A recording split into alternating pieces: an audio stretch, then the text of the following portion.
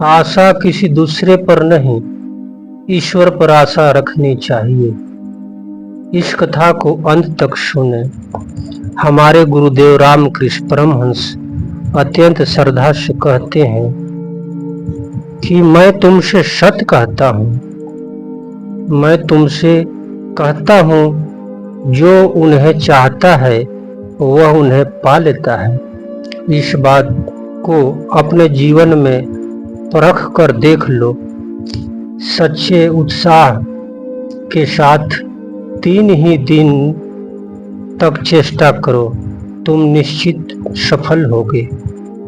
जिनकी एकाग्रता और व्याकुलता प्रबल होती है वह शीघ्र ही भगवान को पा लेता है। जैसे किसी कमरे का 1000 वर्ष अंधकार प्रकाश के लाते ही दूर हो जाता है, वैसे जीव के जन्म जन्मांतरों के पाप भगवान की एक कृपा दृष्टि से ही नष्ट हो जाती है। उनकी कृपा की वायु तुम्हारे ऊपर दिन रात बह रही है। यदि तुम्हें जीवन समुद्र में शीघ्र आगे बढ़ना हो तो अपनी नौका मन के पाल तान दो। निरंतर भगवान का नाम लेते रहो। भगवान का नाम कलयुग में बड़ा प्रभावशाली है।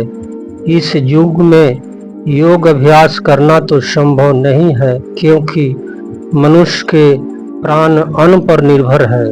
ताली बजाते हुए भगवान का नाम कीर्तन करते रहो, तुम्हारे पाप पक्षियों की भांति उड़ जाएंगे।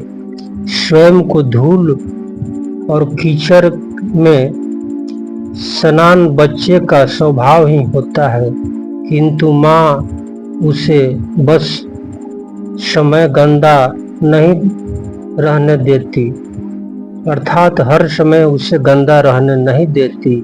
वह बीच बीच में उसे धो पोंछ कर साफ कर देती है।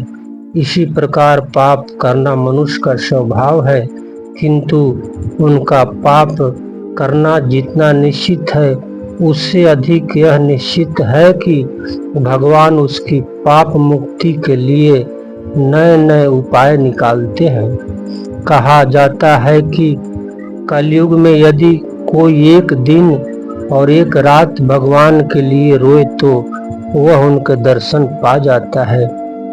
जिसके पास विश्वास है, जिसके पास सब कुछ है, जिसके पास विश्वास नहीं उसके पास कुछ भी नहीं है। भगवान के नाम पर विश्वास हो तो असंभव संभव हो जाता है। विश्वास ही जीवन है और अविश्वास मृत्यु।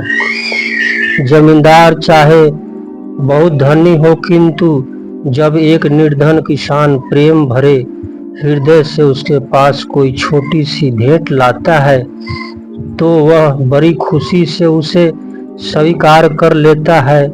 इसी प्रकार सर्वशक्तिमान होते हुए भी भगवान सच्चे हृदय से चढ़ाई गई समान भेंट को भी बड़े ही आनंद और संतोष के साथ स्वीकार करते हैं। भगवान के लिए बड़ों की आज्ञा करना, भगवान के लिए बड़ों की आज्ञा का उल्लंघन करना पाप नहीं है। भरत ने राम के लिए कैकेयी की आज्ञा का उल्लंघन किया है। गोपिया ने कृष्ण के लिए अपने पति का आदेश का उल्लंघन किया है। प्रहलाद ने भगवान के लिए अपने पिता का आज्ञा का उल्लंघन किया था। विश्वास रखो, भगवान पर भरोसा रखो, फिर तुम्हें स्वयं कुछ नहीं करना पड़ेगा। श्री भगवान ही तुम्हारे लिए सब कुछ कर देंगे। भय किस बात का, भगवान को दृढ़ता पूर्वक पकड़े रहो। संसार कांटों से भरा है तो क्या हुआ, जूते पहन लो और कांटे पर से चलते जाओ। तुम्हें डर किस बात का। यदि तुम स्वयं को भगवान के चरणों में समर्पित कर दो तो भगवान ही तुम्हारे भविष्य के बारे में चिंता करेंगे। भगवान हमारे बिल्कुल अपने हैं, तुम उन पर जोर जबरदस्ती भी कर सकते हो।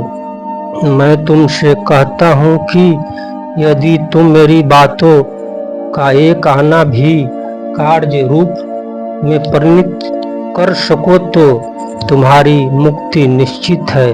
तपस्वी महेश कुमार इस कथा को सुनने वाले माता पिता भाई बहन को श्रद्धा और स्नेह के साथ प्रणाम करता है।